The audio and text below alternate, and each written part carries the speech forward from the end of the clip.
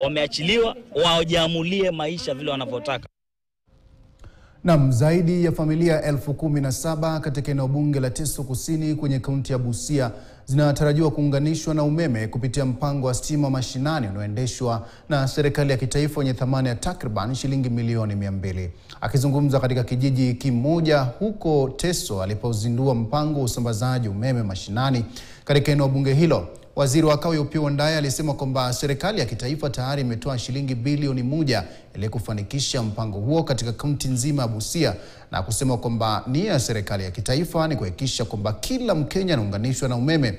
Bunge eneo hilo Mary Emasi aliwataka pia wakazi kuchukua fursa hiyo ya umeme kujiendeleza kibiashara, huku akishukuru pia mpango huo kwamba utanufaisha pakubwa wenyeji wa eneo hilo.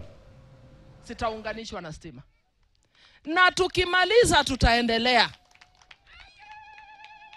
Kwa hivyo tarajio yetu leo, kutoka leo, ya kwamba tutakuwa na reliable power supply. Tunatarajia kwamba uchumi ya area hii, eneo hili itaboreka. Mambo ya welding, mambo na nini si wako. Mtu hata anaweza fungua duka nyumbani. Akipata tenda, hata hii ya mashule tukiwapatia na kuja kuchomelea na deliver.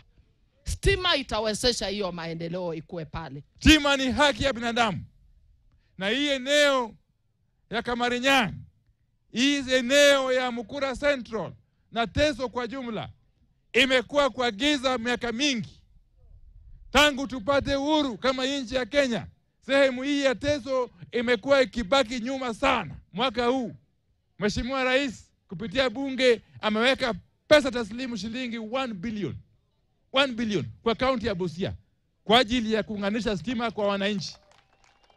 Kuunganisha stima kwa wananchi au household karibu 17,000 na zaidi. Hii Teso South ikipewa karibu shilingi milioni 200. Na tuelekee katika eneo la Ukambani.